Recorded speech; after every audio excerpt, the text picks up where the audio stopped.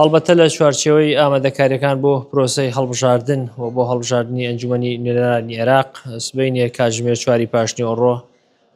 سەرۆکی یەکێتی نیشتمانی کورسان جەنابی کاک پاڤڵ یەتە گەرمیان و هاتنی جەنابی کاک پاڤڵ بۆ خۆی دووسێ مەهامی لە پشتەوەی یەکێک لە مەهامەکان ئەوەیە کە گەرمیان زۆنێکی گرنگی جەماوەری یەکێتی نیشتمانی کوردستانە و لە لای یەکێتی مەبەستە و گەرمیان لە لای یەکێتی مەبەست بێ حتممە لای سەرۆکەکەیشی مەبەستە بۆیە کاک پاڤڵ بۆ دیدار لەگەڵ جەماوەری گەرمیان لەگەڵ خەڵکی گەرمیان لەگەڵ ڕێخستەکانی گەرمیان لەگەڵ هەموو ئەو کەس و کار و خانەوادەی قوربانیانی لە گەرمیانە هەن ئێتە گەرمیان و دیداریان لەگەڵ دەکات وەکووتم هاتنەکەی کاک پاڤڵ لە چوارچێوەی هەڵمەتی هەڵبژاردندایە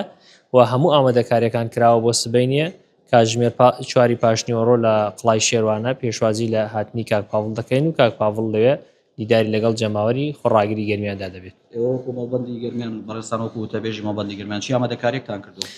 لژنەی هەڵبژاردننی گەرمیان بە هەماهەنگی لەگەڵ ڕێخستەکانی یەکێتی نیشتمانی کورسان لەگەڵ مەڵبەندی گەرمیان ئامادەکاری تەواومان کردووە لەگەڵ یەکەیداریەکان و سەرجەم لایەنەکان ئامادەکراون ئاگادار کراونەوە بۆ ئەوەی بۆ سبەینێ ئامادەکاری تەواو بکەن و سبەینێ ئینشەڵا پێشوازیەکی گەرمی جەماوەری لە جەنابی سەرۆک دەکەین. فڵای سەرکەشی شێروانە سبەینێ سەوز فڵای سەرکەشی شێروانە هەمیشە سەوزەوە هەمیشە بە سەوزی دەمێنێتەوە و سبەینیش ئەنجامەکەی دەبین ئینشەڵا.